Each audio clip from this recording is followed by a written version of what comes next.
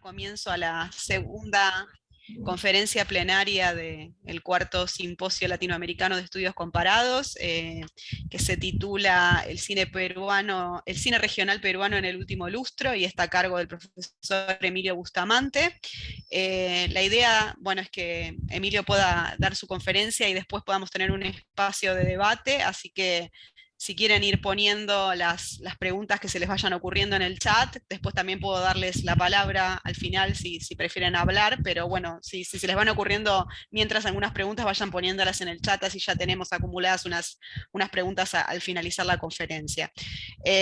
Voy a presentarlo a Emilio. Emilio es magíster en literatura peruana y latinoamericana por la Universidad Nacional Mayor de San Marcos, licenciado en Ciencias de la Comunicación por la Universidad de Lima, profesor en la Facultad de Ciencias y Artes de la Comunicación de la Pontificia Universidad Católica de Perú y en la Facultad de Comunicación de la Universidad de Lima. Ha ejercido la crítica de cine en diversos medios y ha publicado los libros La Radio en Perú de 2012, Las miradas múltiples en el cine regional peruano de 2017, en colaboración con Jaime Luna Victoria, y La batalla por el bien cine, por el buen cine será, me parece que hay un error en el, textos críticos de Armando Robles Godoy, del 2020. Bueno, te escuchamos, Emilio, gracias. Gracias, Andrea, buenas tardes. Desarrollé una exposición sobre el cine regional peruano en 3 partes. En una primera parte voy a contextualizar el tema del cine regional. Quizá quienes escucharon el año pasado una conferencia que di ya conocen algo sobre lo que voy a decir en esta primera parte. Luego, en una segunda parte, cuáles son las tendencias del último lustro en el cine regional peruano. Y en una tercera parte voy a referir una tendencia que implica la designación misma de lo que es cine regional en el Perú. Voy a compartir pantalla.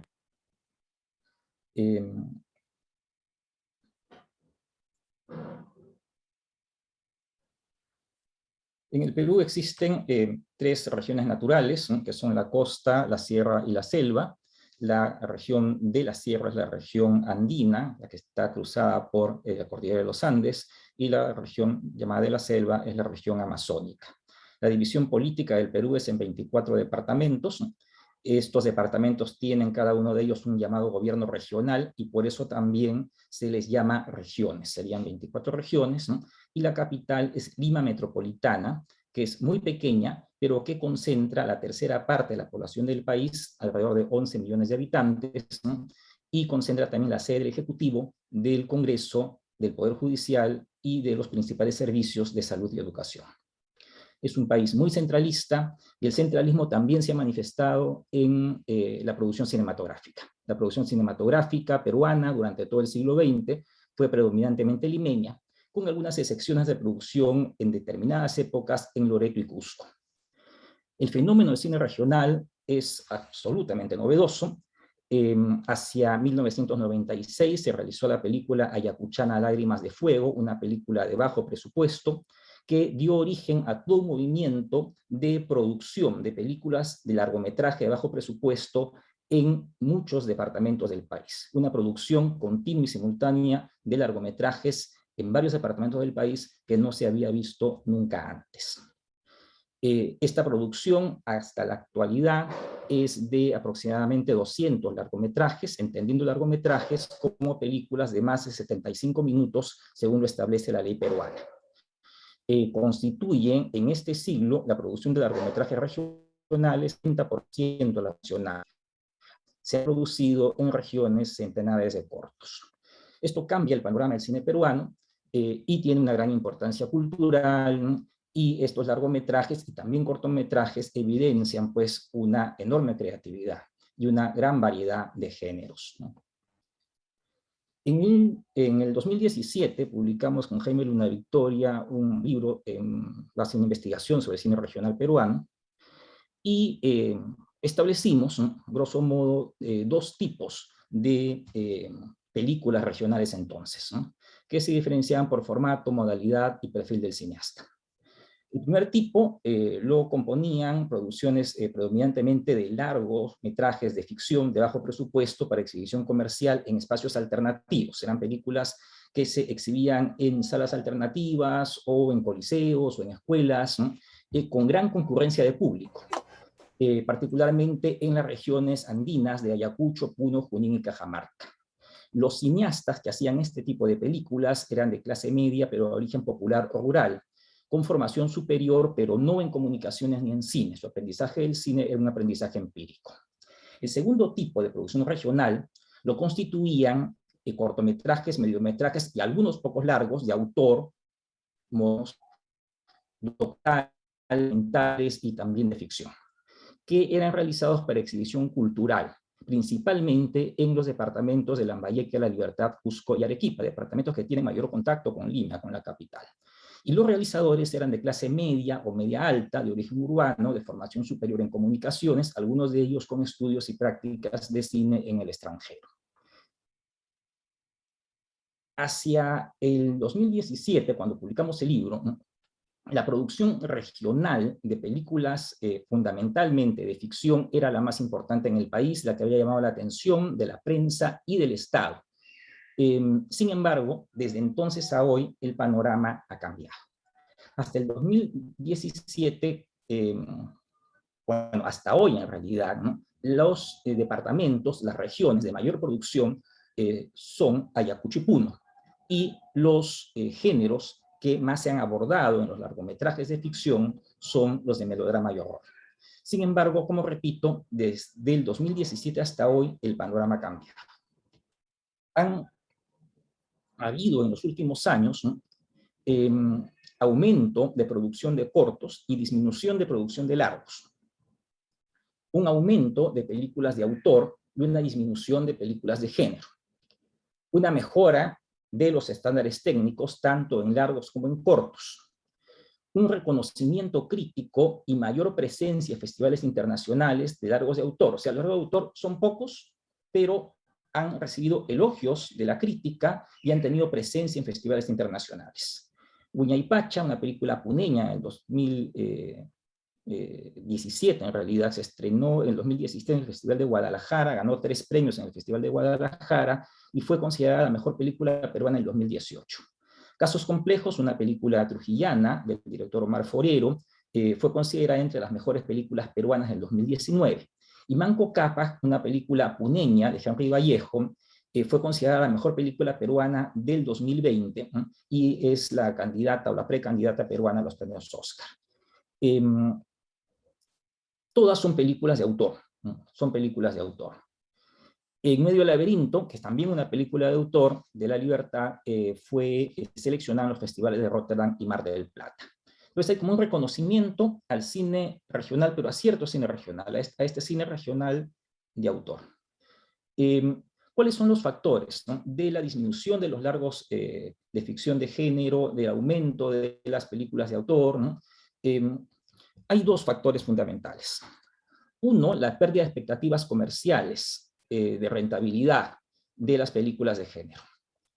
Las películas de género durante gran parte de este siglo se exhibían en alguna capital de departamento y en alguna sala de capital de departamento que tuviese una gran capacidad.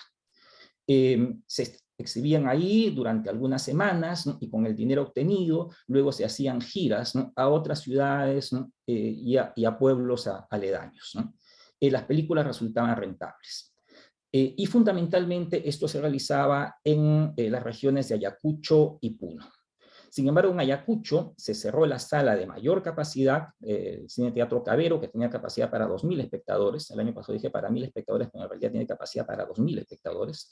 Se cerró como sala de cine, se convirtió en templo evangélico y los realizadores ayacuchanos perdieron expectativas de rentabilidad en la capital del departamento, ¿no? Y empezaron a dejar de hacer películas poco a poco. En el caso de Puno, la entrada de los multiplex, ¿no? Acabó prácticamente con la producción de largometrajes de ficción de género en Puno. Se empezaron a plantear entonces los cineastas puneños la realización de otro tipo de películas, ¿no? Dirigidas a ganar los concursos promovidos por el Estado, con mayores estándares técnicos, ¿no? Pero de menor acogida popular.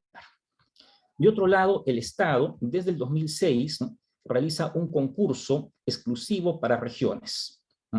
Sin embargo, estos concursos premian básicamente películas de autor. Cuando se han presentado películas de género no han sido premiadas, ¿no? Inclusive, y a título esto personal, he escuchado a jurados de estos concursos hablar despectivamente de las películas de género que se presentaban, ¿no? Entonces, el Estado de algún modo ha orientado también la producción, la elaboración de proyectos hacia películas de autor, como son Huayna Manco Cápac y Casos Complejos, que son 3 películas que ganaron los premios del Estado.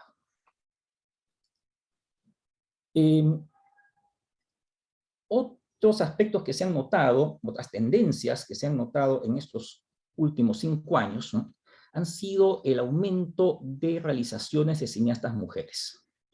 El porcentaje de realizadoras mujeres en regiones era muy bajo, era más bajo que el porcentaje de realizadoras en Lima, ha ido aumentando.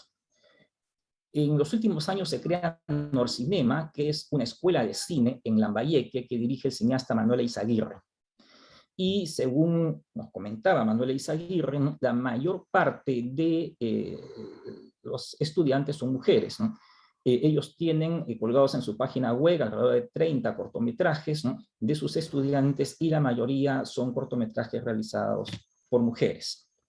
Además, ha surgido el colectivo feminista Chola Contravisual, que opera en la región Junín, en los Andes centrales del país, ¿no? Es un colectivo muy activo que ha realizado miniseries, cortometrajes, videoclips, etc., ¿no? En los últimos años también se ha visto la producción de audiovisuales en nuevos formatos, ¿no? Aparecieron los diarios fílmicos, ¿no? Uno de los primeros diarios fílmicos en regiones fue Coronavirus, Diario del Aislamiento, del cineasta lambayecano Manuel Eizaguirre, ¿no?, que es uno de los cineastas regionales más conocidos, uno de los directores de la Escuela Norcinema. Fue un diario fílmico de unos 15 episodios, ¿no?, que fueron exhibidos en YouTube. Se pueden ver todavía en YouTube. O sea, cuando el gobierno decretó el aislamiento y la cuarentena en marzo del año pasado, Eizaguirre comenzó a hacer este diario fílmico que tuvo 15 episodios, ¿no? También aparecieron correspondencias fílmicas, ¿no? El cineasta trujillano radicado en Lima, Antolín Prieto, ¿no?, llevó a cabo un proyecto, Los días son iguales, las horas no, de correspondencias fílmicas entre 4 directores regionales y 4 directores capitalinos, ¿no?, y lo colgó en la página web del Centro Cultural de España. También han aparecido series web, ¿no? Una de ellas es Mejor Chola que Mal Acompañada, del colectivo Chola Contravisual, que es una serie de 5 capítulos, ¿no?, que se difundió en redes sociales y que se puede ver en YouTube. Son capítulos breves, ¿no?, muy breves, ¿no?, de 1, 2 o 3 minutos. También Chola Contravisual produjo otra miniserie, Voces Hechiceras, que es una miniserie documental sobre cantantes y músicas de regiones, ¿no?, de diferentes géneros y diferentes estilos, ¿no?, desde cantantes y músicas vernaculares hasta cantantes y músicas de rock, ¿no?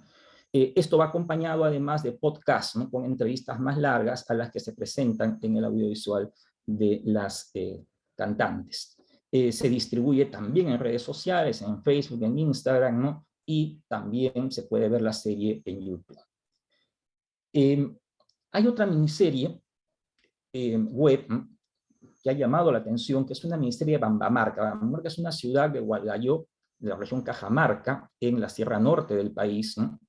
Y es una miniserie hecha por gente muy joven, a la manera como se hacían las primeras producciones regionales, es decir, ¿no?, con exteriores, ¿no?, para no utilizar luces artificiales, ¿no?, es decir, exteriores, luz natural, cámara doméstica, sonido directo, actores no profesionales, ¿no?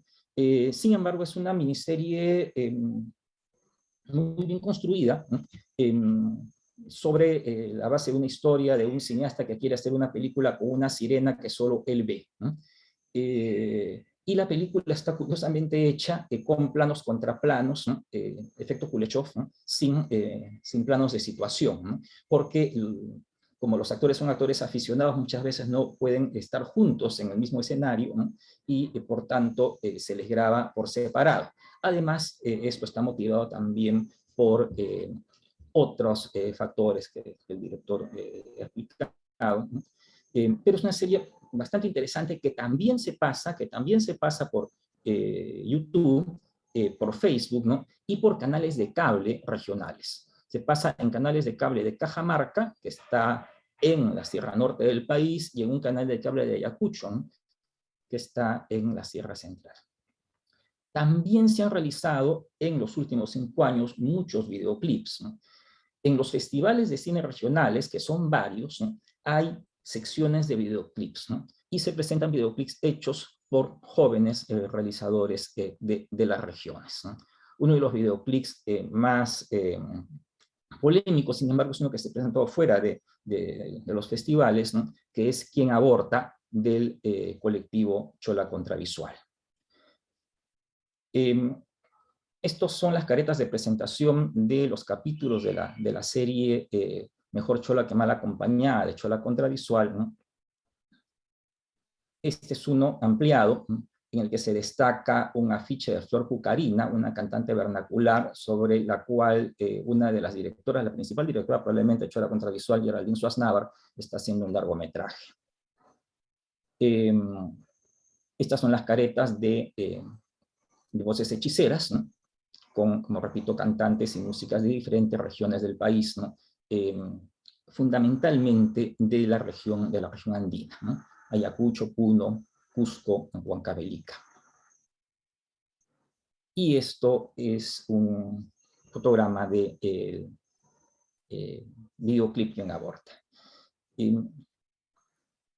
Quisiera, por favor, si se pudiera pasar el capítulo 5 de Mejor Chola que Mal Acompañada, del colectivo Chola Contravisual. A tener un ejemplo de estas realizaciones de este colectivo feminista.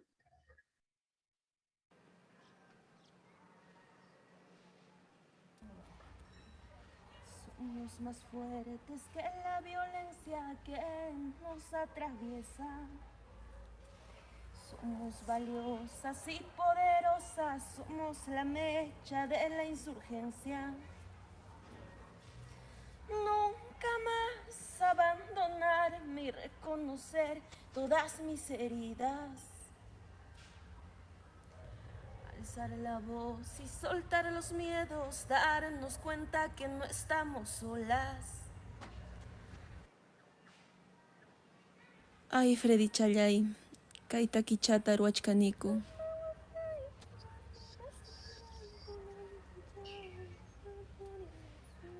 Tukurusuña, niño Chayay. Uyarikuy. No te imaginas cuánto me sana poder cantar y crear con las amigas. Es un acto de justicia poder cantar para nosotras, para nuestras heridas.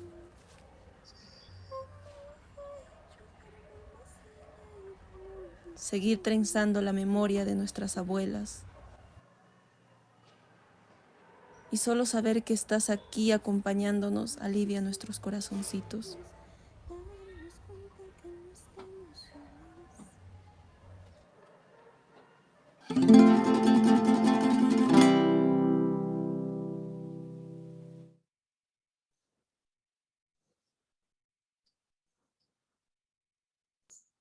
Sí, y a continuación quisiera también que se pasara el videoclip Quien Aborta, que es un videoclip muy polémico, que tiene muchas visitas en YouTube, que ha generado algún debate.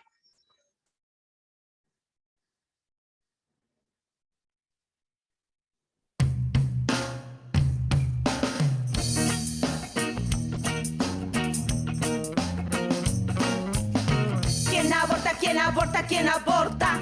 Es mi cuerpo, yo decido qué te importa. ¿Quién aborta, quién aborta, quién aborta?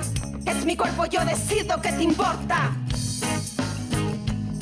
Yo decido germinar sobre la tierra. Que si no eres madre no vales la pena. Seré madre de los seres que yo quiera. Sin doctrinas que alimenten más el odio en nuestras cuerpas. No vinimos a sufrir, no vinimos a parir. Eso es cuento de la iglesia que nos quiere oprimir. Nos acusan de asesinas cuando ignoran nuestras vidas, encubriendo violadores y soltando femicidas.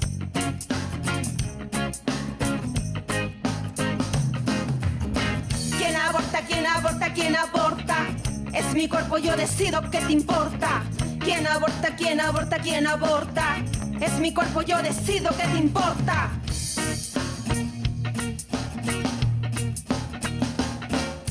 Warmikas hanchik raikuk sipiwanchik chaymantaja imatapas rimankuchu.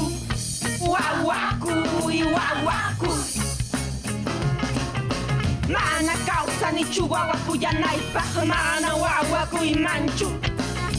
Ñuqajina wajanman yakinman kay qhari llaqtanpi kay hangra kawsanpi. Aborto legal, seguro y feminista, control de la yayala. ¿Quién aborta, quién aborta, quién aborta? Es mi cuerpo, yo decido qué te importa. ¿Quién aborta, quién aborta, quién aborta? Es mi cuerpo, yo decido qué te importa.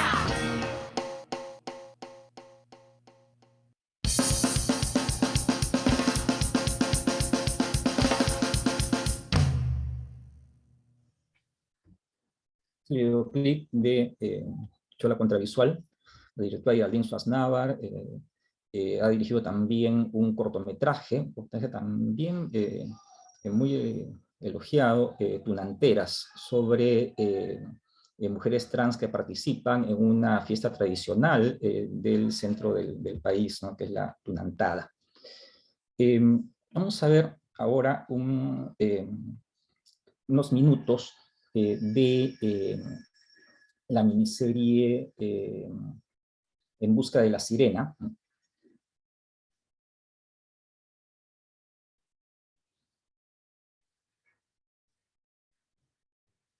A ver, un segundo. Vamos a ver, En busca de la sirena, como les comentaba, es una miniserie de Bamba Marca, de la región Cajamarca.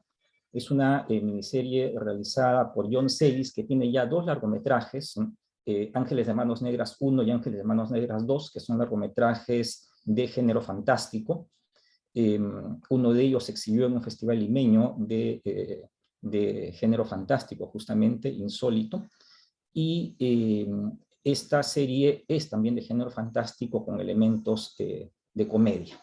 El director conversa con su sirena, están buscando el equipo técnico y artístico para la película, ¿no? Y en este momento van a conversar sobre el músico que quiere el director para su película.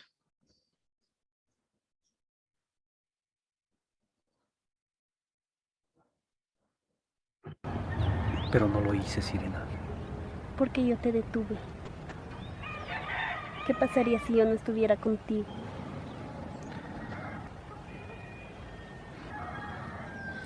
De verdad te agradezco, sirena. Te agradezco que me acompañes todos estos años. No sé qué haría sin ti. Sería un criminal, un libertino lujurioso. Y de veras que tengo suerte de tener una sirena tan bonita y buena gente que me acompañe. Estoy muy agradecido. No sé qué más decirte.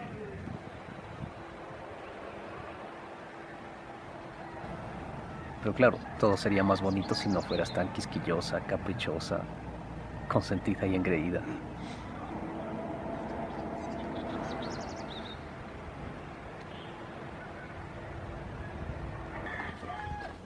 Y ahora dónde estamos yendo. No estarás buscando otra sirena, ¿verdad? Por el momento, sirena. Por ahora me voy a enfocar más en la música. Así que a eso vinimos. Hemos quedado aquí a encontrarnos con un músico. ¿Dijiste músico? Sí, sirena. ¿De cuerda, percusión o de viento? De cuerda, sirena.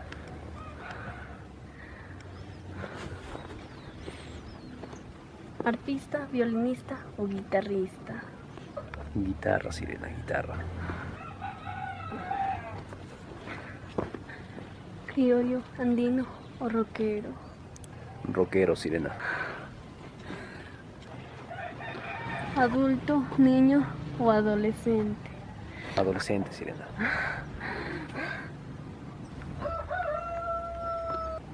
Que no pudiste buscar a alguien más.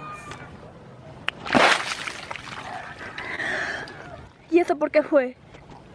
Estás prejuzgando, Sirena. Solo estoy diciendo la verdad. Hemos ido a visitar a 10 individuos iguales a él y todos dicen lo mismo. Primero, que su música es la mejor del mundo, que las demás músicas no deberían de existir, que el rock es lo mejor, que las demás músicas son aburridas, que dan sueño. Segundo, que son los mejores músicos solo por tocar su guitarrita, que los demás músicos son muy poco para ellos, que ellos son lo mejor, que deberían de besarle los pies por lo talentosos que son. Tercero, se creen los incomprendidos de la sociedad, que nadie les entiende, que ellos son solos, nadie valora su arte, no les apoya a los alcaldes, los regidores, los empresarios. Tú lo has dicho, Sirena. Hemos visitado como 10.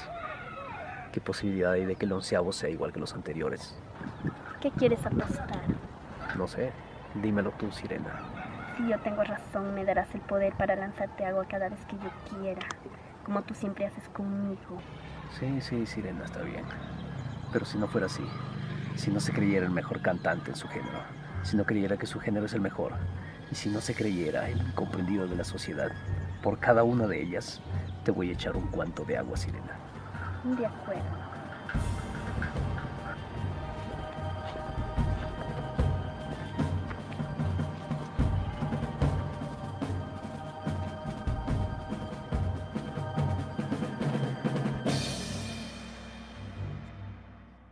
Son los auspiciadores de la serie.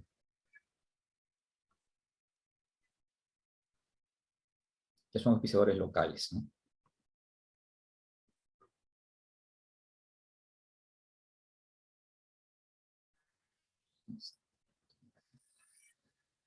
Aparte de lo que hemos visto de esta exhibición a través de YouTube, de las redes sociales, ¿no? Los festivales han continuado realizándose online en estos 2 últimos años de pandemia, ¿no? Algunos han combinado presentaciones presenciales con aforo reducido, con presentaciones online. Han aparecido inclusive nuevos festivales en los últimos 2 años, ¿no? Como Hanan en Puno, que se suma a Hayu. Hayu es un festival de animación, y este año ha aparecido el Festival Hanan, ¿no? Como Incontrastable en Junín, un festival en la ciudad de Huancayo. Hay unos festivales muy activos, como Corriente, que es un festival de cine de no ficción de Arequipa, festival que conduce Eduardo Ibarra, ¿no? Que hace programación durante todo el año, en realidad online. En este momento tiene una muestra de películas hecha por extranjeros sobre el Perú.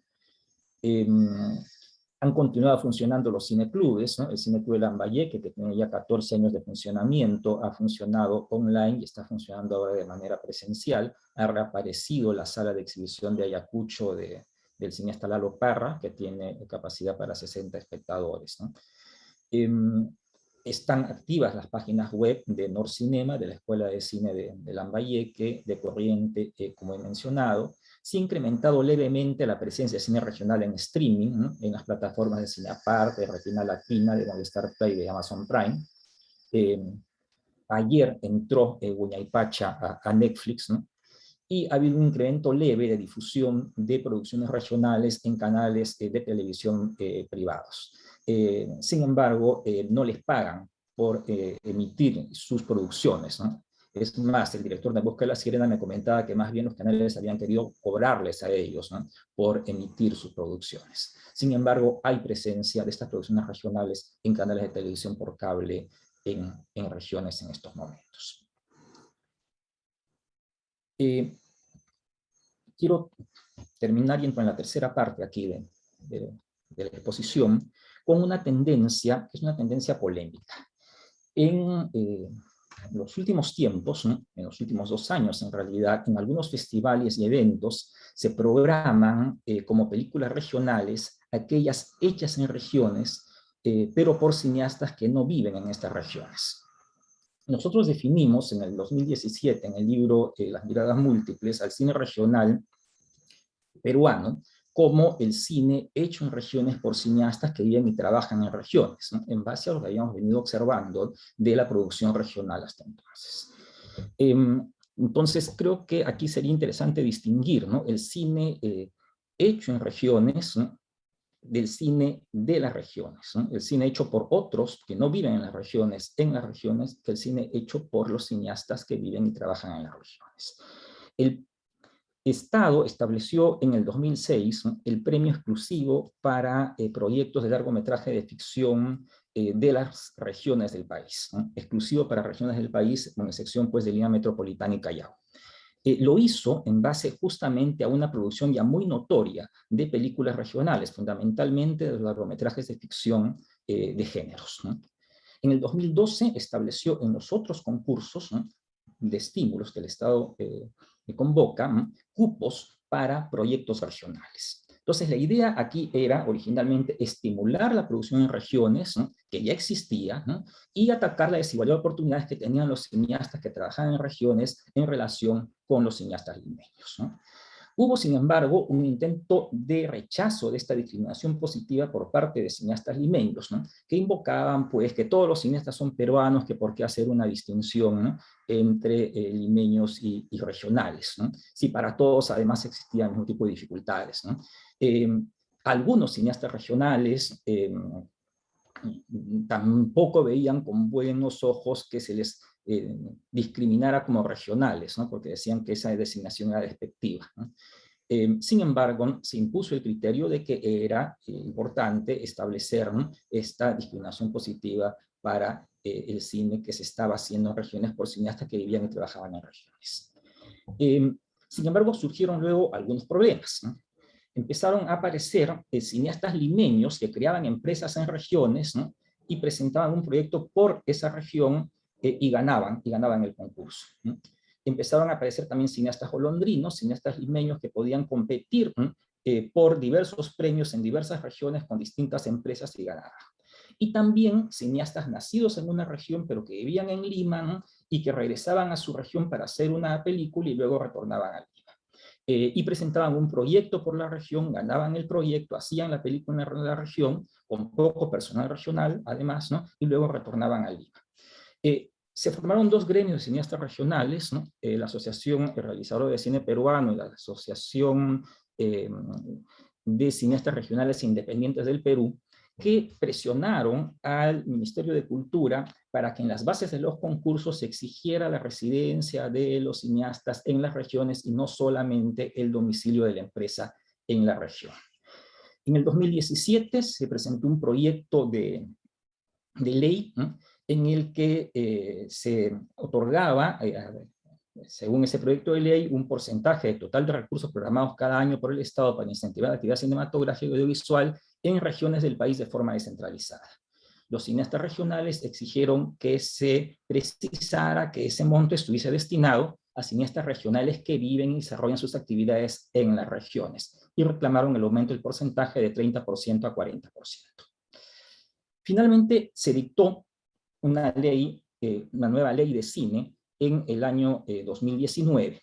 La ley de cine en realidad no crea fondo cinematográfico, no crea escuela pública de cine, no garantiza actividad de cinemateca, no garantiza política de formación de públicos. Es una ley que sigue siendo bastante neoliberal, ¿no?, en el sentido que el estímulo al cine se hace a través, ¿no?, de estímulos económicos mediante concursos a la gestión de empresas privadas, ¿no?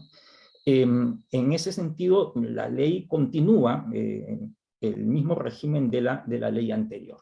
No obstante, reconoce la producción regional.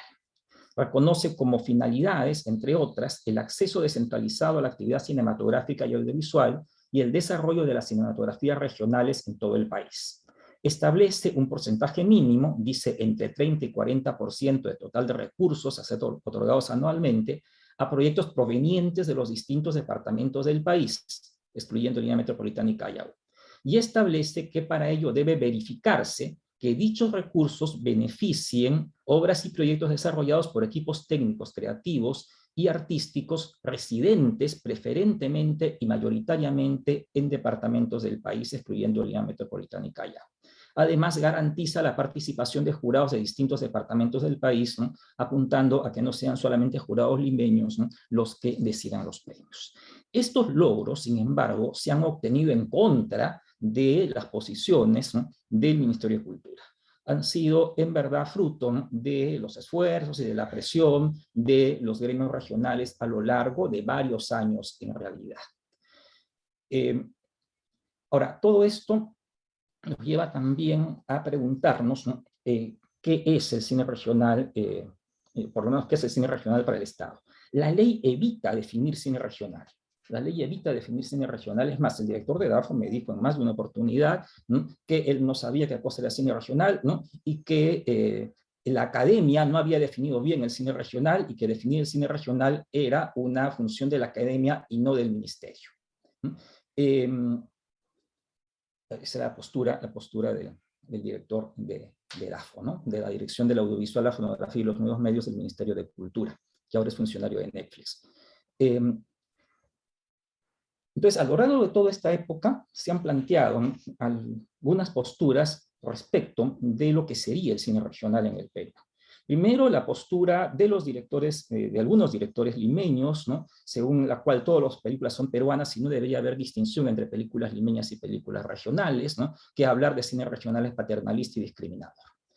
Luego se planteó la postura del ministerio, por lo menos a partir del 2012, ¿no?, según la cual el cine regional es el que se hace en las regiones, hágalo quien lo haga, ¿no?, sean limeños o sean directores de regiones. Si se hace una película en una región, eso es una película regional. Luego, el ministerio sostuvo, de algún modo, también a través del otorgamiento de ciertos premios, ¿no?, ¿qué película regional es también aquella que hacen los cineastas que han nacido en la región, aunque ya no vivan en la región? Si viven en Lima, si trabajan en Lima, pero si van a su región y hacen una película en esa región, esa es una película regional. Y está también la postura de los gremios regionales, según la cual el cine regional es el que hacen los cineastas que viven y trabajan en las regiones, ¿no? La ley y su reglamento, sin definir el cine regional, ¿no?, de algún modo termina acogiendo esta postura, ¿no?, por las disposiciones como mencionaba anteriormente. Sin embargo, como repito, en los últimos años, en festivales y eventos se programan películas hechas en regiones por cineastas que no viven allí, como si fueran películas de las regiones.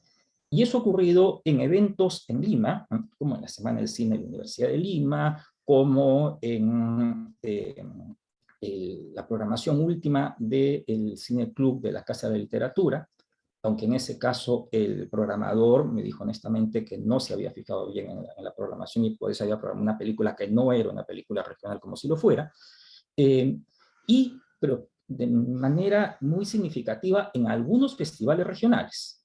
En el Festival de Trujillo, que es uno de los festivales regionales más importantes, se programó la película este año, Samichay, que es una película hecha en Cusco, hablada en quechua, ¿no?, por una empresa productora que tiene su sede original en España y cuyo director y guionista no habla quechua. Y la película se presenta como una película de la región Cusco porque está hecha en Cusco. Pero no solamente se presenta de ese modo, sino que además es premiada, ¿no es cierto? El jurado le dio un premio especial a esta película que aparece como película de región Cusco. No fue el único caso.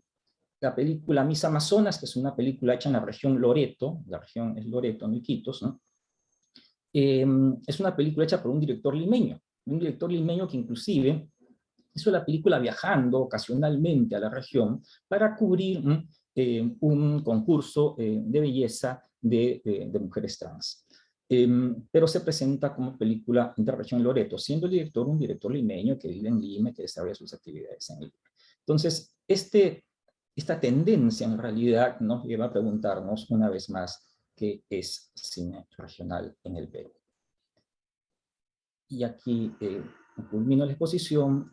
Muchas gracias, ¿no? Y quedo atento a las opiniones y preguntas de ustedes. Bueno, gracias Emilio. Tenemos ya una pregunta en el chat de Jorge Sala, que dice, en esa diferenciación entre cineastas y cineastas regiones, ¿no existen anfibios múltiples o que pueden adscribirse a ambas categorías? Pienso, por ejemplo, lo que sucede en Argentina con Lucrecia, una región, puentes de producción provienen de los organismos centrales, pero que no obstante filmó algunas películas en su provincia de origen. Sí, bueno, es uno de los problemas que se plantea, ¿no? Hay casos, ¿no? Efectivamente, muy semejantes, ¿no? El caso de un cineasta cusqueño, un cineasta que reside en Lima, que gana un proyecto para ser realizado en la región Cusco, un dinero del Estado, ¿no? Va a la región Cusco, filma la película, ¿no? Y bueno, ¿no? Él sigue viviendo en Lima. Los cineastas agrupados en los dos gremios de cineastas regionales sostienen que los premios del Estado no deberían ser otorgados, ¿no?, a estos cineastas, porque los premios del Estado exclusivos para regiones, fueron creados tomando en consideración, ¿no?, que los cineastas que viven y trabajan en regiones no tienen las mismas posibilidades que los cineastas limeños, ¿no?, de realizar películas, de conseguir fondos, ¿no?, que se encuentran siempre en una situación de desventaja debido al excesivo centralismo del país, ¿no? Y que ese concurso exclusivo para regiones se creó con la intención de estimular un tipo de producción que ya existía entonces, ¿no?, que era una producción fundamentalmente de largometrajes destinados a un público más o menos amplio, ¿no? Entonces, no es que se les niegue su carácter identitario a estos cineastas que viven fuera de la región, ¿no? Pueden presentar sus proyectos, ¿no?, pero no dentro del concurso exclusivo para regiones, según los gremios regionales, sino en el concurso nacional, ¿no?, donde tendrían posibilidad de ganar y tendrían que competir, ¿no?, con otros proyectos que pueden gozar además de otros apoyos, de otros estímulos, no solamente de parte del Estado, ¿no? ¿Hay alguna pregunta más? Si quieren desmutearse, porque en el chat ya no hay más. Bueno, aprovecho y te hago una yo. Recién hablabas del uso del quechua en alguna de las películas estas regionales. Quería saber si detectás algún otro tipo de marca o de marcas identitarias, ya sea estéticas o temáticas, en estas nuevas producciones regionales. Sí. El uso del quechua es muy particular, ¿no?, porque se han hecho en los últimos años 2 largometrajes hablados en quechua por cineastas que no hablan quechua, ¿no?, cuyos guiones han sido traducidos, ¿no?, y que representan una visión del mundo que no es precisamente una visión del mundo propia de la cultura andina, ¿no?, sino que es una visión del mundo occidental. Son películas que tienen una visión del mundo occidental, pero que están habladas en quechua, ¿no? Está Retablo, por ejemplo, que se puede ver en Netflix, y está el caso de Samichay, ¿no? En cambio, hay películas habladas en castellano que sí tienen una composición andina, ¿no?, hechas en los Andes por cineastas que sí hablan quechua, pero han hecho la película en castellano. Ahora, hay películas, sí, mayoritariamente habladas en quechua por cineastas que son quechua hablantes, ¿no? Supa y el hijo del condenado, por ejemplo, una película ayacuchana, ¿no?, que es casi enteramente hablada en quechua por un cineasta que es quechua hablante. Pero no hay en realidad muchos largometrajes hablados en quechua de los producidos en las regiones andinas. ¿Qué otros elementos identitarios hay? Bueno, desde la representación de las costumbres, ¿no es cierto?, algunas costumbres, algunas festividades que están incorporadas a relatos de ficción, ¿no?, y que no son muy conocidas en Lima, que se pueden ver en algunas de las películas, sobre todo en las películas andinas, ¿no?, pero también en la forma narrativa, ¿no? no son películas, muchas de ellas, que se rijan demasiado por la causalidad, ¿no? Y esto ha sido visto por algunos críticos limeños como un defecto, cuando en realidad habría que verlo también como que corresponde a una manera de narrar distinta, ¿no?, a la manera de narrar occidental, ¿no? Con mayores digresiones, con más casualidades, ¿no? Y eso se ve en muchas de esas películas, sobre todo las películas de género fantástico en los Andes, ¿no? Y claro, esas películas, desde el punto de vista, digamos, occidental y limeño, son películas defectuosas narrativamente, pero son películas que en su momento fueron disfrutadas masivamente por su público. O sea, que las entendieron perfectamente, que no tuvieron dificultades en comprender esa narrativa aparentemente defectuosa, ¿no? Entonces, hay muchos elementos en realidad identitarios, ¿no? Lo preocupante es que esos elementos identitarios no hayan sido reconocidos oportunamente por las autoridades del Ministerio de Cultura. Yo recuerdo una conversación con otra funcionaria del Ministerio de Cultura hace ya algunos años, ¿no?, en la que decía que ella no le encontraba valor artístico a estas películas, ¿no?, que lo que encontraba valor era en la forma de la distribución itinerante que hacían estas películas, ¿no? Pero no le encontraba mayores valores artísticos, ¿no? O sea, que esa ceguera existe en un Ministerio de Cultura es lo que puede resultar preocupante, ¿no? Tenemos otra pregunta en el chat de Silvana. ¿Qué rol juega la diversificación de lenguas en la identificación de los cines regionales? ¿Pasa lo mismo en el cine limeño? Las películas en lenguas originarias no son demasiadas, ¿no? Hay un interés, ¿no?, hay un interés comercial, ¿no?, un poco de vender el exotismo de la lengua originaria, que parece en algunas películas, ¿no? Y hay también un interés, ¿no?, de ciertas ONGs, de ciertas asociaciones, ¿no?, indígenas o indigenistas, ¿no?, de promover, ¿no?, el uso de las lenguas originarias, sobre todo en algunas producciones amazónicas. Sin embargo, acá hay otro tema que está vinculado, que es el tema del llamado cine indígena. En el Perú se habla recientemente de cine indígena. Hubo un cine indigenista, el cine que hizo la Escuela del Cusco en los años 50 y comienzos de los años 60, un llamado cine campesino, el cine que hizo Federico García, también en Cusco, aunque él residía en Lima y la empresa tenía el domicilio limeño, pero él hizo películas en Cusco muy importantes, ¿no?, en los años 70 y 80.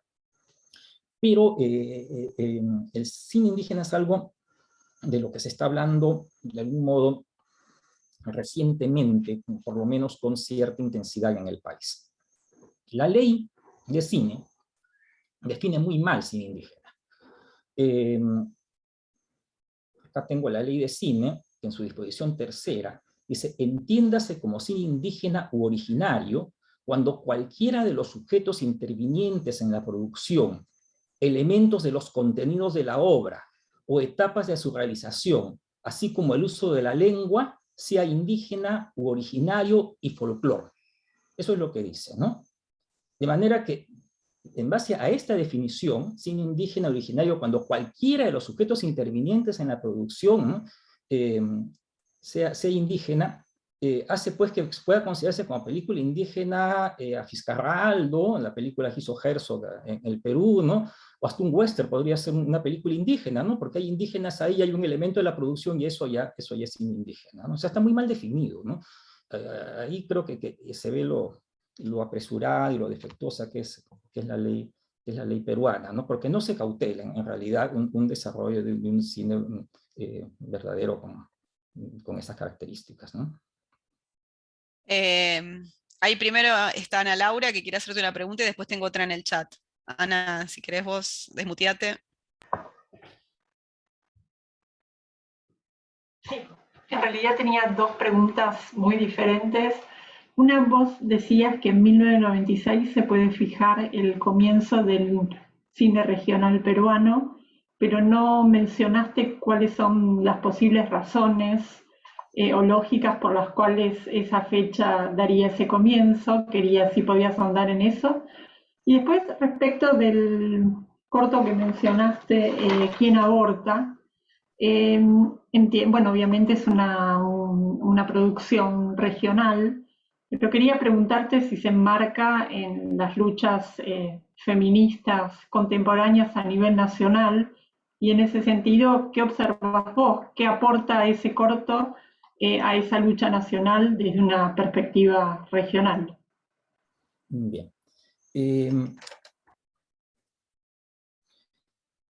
1996 se fija porque en diciembre de 1996 se estrena la película ayacuchana Lágrimas de Fuego, que es una película sobre pandillas juveniles ayacuchanas. Las pandillas juveniles surgieron en Ayacucho después del conflicto armado interno. En realidad el conflicto armado interno dura hasta el año 2000, pero en Ayacucho prácticamente desaparece luego de la captura de Manuel Guzmán en el 92. Pero empiezan a surgir muchas pandillas juveniles, ¿no? De hombres y mujeres. Lágrimas de Fuego es una película que trata sobre las pandillas juveniles, ¿no? Se estrena en diciembre del 96, ¿no? Y pocos meses después se estrena Dios tarda pero no olvida, una película de Palito Ortega Matute, también ayacuchano. Y en adelante se siguen haciendo anualmente películas en Ayacucho, ¿no? A partir del año 2000 empiezan a hacerse películas en Puno, ¿no? Particularmente en Juliaca, ¿no? Y empieza a aumentar, es una especie de bola de nieve, ¿no? Empieza a aumentar la producción en otras regiones, ¿no? Se empiezan a hacer películas en Junín, en Cajamarca, ¿no? En Huancavelica, en Arequipa, ¿no? Entonces, en el 96, y esa película Lágrimas de Fuego es como el inicio de toda esta corriente. Obviamente, es a partir del 2000 donde ya empieza a aumentar muy notoriamente la producción regional. Pero del 96 al 2000 se está haciendo cine en esas regiones. Claro, es un cine de bajo presupuesto, es un cine empírico, ¿no? Pero hay inclusive grupos de cineastas. El caso de Lágrimas de Fuego es bien interesante porque en realidad el grupo se reúne en 1994 para hacer una película y por iniciativa de Palito Ortega Matute. O sea, Palito Ortega convoca a un grupo de jóvenes, ¿no? Entre los que están José Gabriel Huertas y Mellington Eusebio, para hacer una película sobre pandillas juveniles que se iba a llamar Chicha de Jora. Pero Palito considera que el nivel que está alcanzando la producción no es bueno, no es el que él desea, paraliza la producción. Y entonces en el 96 se reúnen Eusebio y Huertas, dos de quienes habían estado involucrados en la producción de Palito, y hacen esta película. Esta película tiene muchísimo éxito en Ayacucho, llena el Cine Teatro Cabero durante varias semanas, ¿no? Lo que estimula a Palito Ortega a hacer su propia película, que es Dios tarda pero no olvida, que es una película también bien interesante, ¿no? Que también tiene mucho éxito. Y luego hace su secuela, Dios tarda pero no olvida 2, ¿no? Y continúa la producción ayacuchana, ¿no? Que es como un punto de partida. En el caso de ¿Quién aborta? ¿Quién aborta? También es bien interesante, ¿no? En general, Chola Contravisual es interesante. La principal animadora de Chola Contravisual es Geraldine Suaznava, que estudió comunicaciones en la Universidad de Lima, ¿no? La Universidad de Lima es una de las universidades privadas más exclusivas y caras del país. Ella estudió comunicación, la Facultad de Comunicación es una de las más prestigiosas también del país, ¿no? En la Universidad de Lima. Luego funda Chola Contravisual, ¿no? Que funciona en Lima y en Junín, pero finalmente ella regresa a Junín, ¿no? Crea una casa feminista en Junín, ¿no? Con otras compañeras, ¿no? Y con la cantante, Lu, que aparece en Quién aborta, ¿no? Y la producción empieza a realizarse desde Junín, ¿no? Lo cual es bien interesante porque las regiones andinas suelen ser muy conservadoras, ¿no? Chola Contravisual resulta bastante provocadora, ¿no? Frente al conservadurismo tradicional andino, ¿no? Y sí, el videoclip y la actividad de Chola Contravisual se enmarcan en las luchas feministas de la actualidad, ¿no? Están muy bien informadas, además, ¿no? respecto, ¿no? A la actualidad, ¿no? y a las luchas feministas que se están realizando, ¿no? Y se enmarca claramente en ello. Tenemos otra pregunta en el chat también de Jorge. En dos de los ejemplos que pusiste aparece de manera muy fuerte la cuestión urbana, o que podríamos llamar más cosmopolita, con la referencia al rock o a un tema de agenda como el aborto. ¿En qué medida este cine realizado en los departamentos logra apartarse del exotismo folclórico y tomar este tipo de temáticas? A ver, no sé si entiendo la pregunta. En realidad, creo que se aparta el exotismo. En el caso de la película de Bambamarca, porque en realidad quienes hacen las películas son los exóticos, ¿no? Son ellos los que están viviendo ahí, ¿no? Los que han pasado toda su vida ahí, son los que son vistos, ¿no? Como curiosidad por los niños. Ellos son los que hacen estas películas, ¿no? Entonces, como que ahí están librados del exotismo, ¿no? Son películas que salen de una necesidad expresiva, ¿no? Y que buscan sus canales, ¿no? Sus canales de difusión, también con los recursos que tienen en la misma región, ¿no? De otro lado, también lo que se manifiesta es que en estas regiones andinas, pues hay manifestaciones culturales muy diversas, y hay una asimilación también de manifestaciones culturales, digamos, de origen occidental, como el rock, ¿no? La mención, bueno, al rockero en Busca de la Sirena, tiene que ver porque efectivamente en Bambamarca hay rockeros, ¿no? Hay gente que hace rock, ¿no? Y eso también me contaba el director, que esa experiencia contada en la película se basa en una experiencia propia, ¿no? Que se había estado buscando músicos, y los músicos tenían estas características, pues, de egos gigantescos, ¿no? Los músicos de Bambamarca, los rockeros de Bambamarca. Y en el caso de Chola Contravisual también, ¿no? Ellas hacen un documental, ¿no? Sobre un grupo de rock integrado por mujeres, ¿no? en Cusco, ¿no? Que surge también de su propia experiencia, de sus propios gustos musicales, ¿no? Entonces, lo que yo veo en estas películas en realidad es bastante autenticidad. Cosa que no siempre se ve en las películas de niñas que se refieren a los Andes, donde sí se nota el exotismo. A mí Retablo y Samichay, por ejemplo, que son estas dos películas habladas en quechua, realizadas por directores no andinos, ¿no? Y que no hablan quechua, ¿no? Me parecen películas interesantes, ¿no? Tienen logros de puesta en escena, ¿no? Son creativas, ¿no? Pero a mí me parecen absolutamente exotistas, ¿no? Se nota la mirada exterior, la mirada foránea, ¿no? La cosmovisión diferente, ¿no?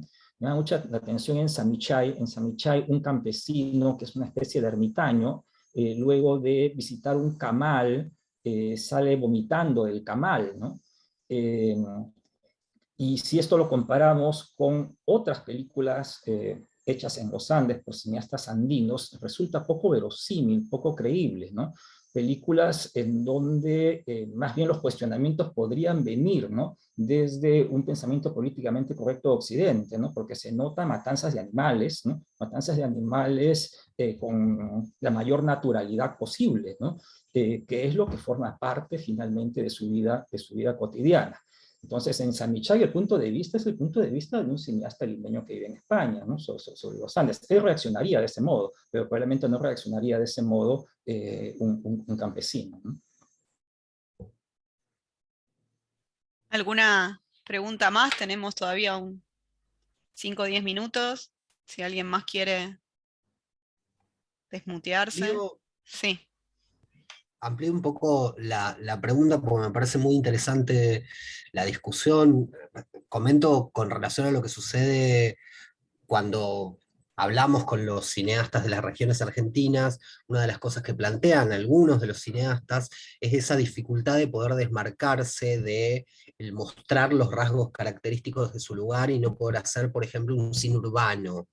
Digamos, sucede, digamos, digo, cineastas que son netamente urbanos, que no provienen de sectores indígenas, que no provienen de ese tipo de culturas, que sin embargo intentan representar cuestiones propias de su lugar, pero propias de su lugar en ciudades que son tan ciudades como otras ciudades, ¿no? O sea, la pregunta venía un poco con relación a esa cuestión, si aparece eso, si hay una demanda de que ese cine regional sea un cine más vinculado con, por ejemplo, lo campesino, lo indígena, con determinadas cuestiones localistas, o existe esa posibilidad de desmarcación por parte de estos cineastas, o una búsqueda de desmarcación.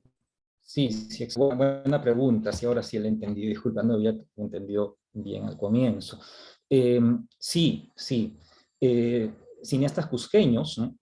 Cineastas jóvenes cusqueños, con los que yo he conversado también, ¿no? Se quejan de que se espera el cine cusqueño, pues Machu Picchu, ¿no?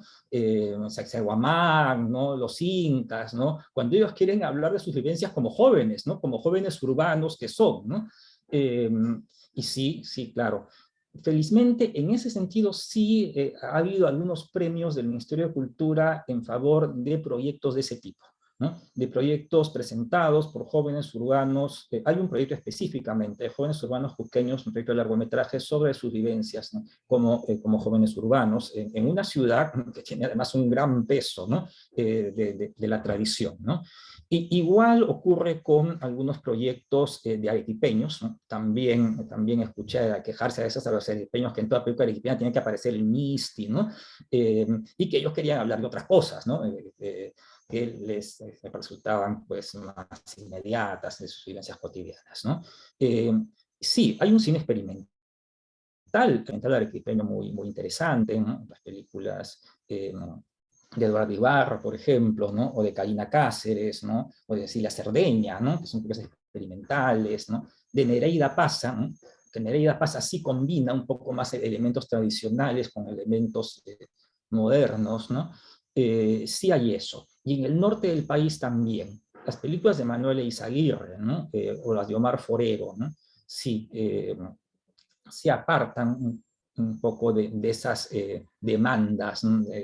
Exotistas que puede haber, ¿no? De consumidores occidentales que quieren ver ese tipo de cosas en películas regionales, ¿no?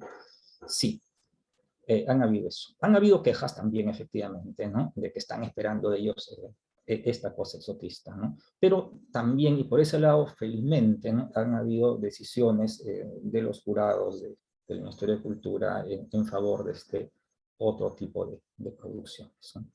O de proyectos. No sé si hay alguna otra pregunta más. Tenemos tiempo para una más si quieren.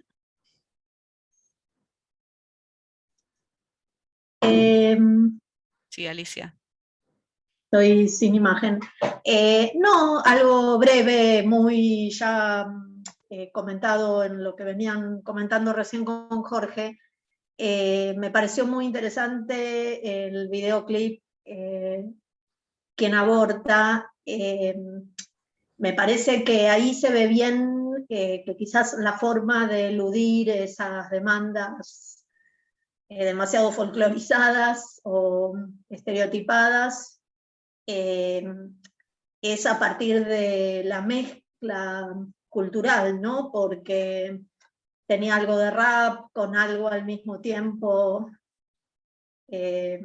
muy propio, me pareció impresionante estéticamente, muy bien realizado. Sí. Está cantada en quechua también en parte. Sí. Claro. Pero me impresionó también la calidad estética de los diferentes ejemplos que fuiste pasando, no porque pensara que no tenía que estar, pero eran realmente muy interesantes. Sí. Sí, hay lo interesante, bueno, los de Chola Contravisual, los trabajos de Chola Contravisual que son de Geraldine Suaznavar, bueno, evidencia, ¿no?, que ella tiene una formación académica, ¿no? En el caso de En busca de la sirena, el director es muy estudioso, es un director autodidacta, ¿no?, pero es muy estudioso, ¿no?, ve muchas películas de los géneros que le gustan, ¿no?, y ese autoaprendizaje también se nota, ¿no?, porque no es fácil En busca de la sirena ese manejo de los planos contra planos con efecto Kuleshov, ¿no? Sin embargo lo sostiene muy bien, ¿no? Dirige muy bien a los actores, mantiene la continuidad, en fin, ¿no? Sí, sí, es un director talentoso, ¿no? Gracias. También. ¿Alguien más preguntar algo, comentar algo? ¿No? Bueno. Bueno, podemos dar por cerrada la mesa. Le agradecemos mucho a Emilio por su charla, estuvo muy bueno la Muchas discusión gracias. también. Y nos vemos mañana 9:30 con la mesa de la producción a la interpretación histórica, reflexiones en torno a la historiografía y la producción audiovisual del conurbano bonaerense y de Tierra del Fuego. Muchísimas gracias. Gracias a vos, Emilio. Buenas tardes.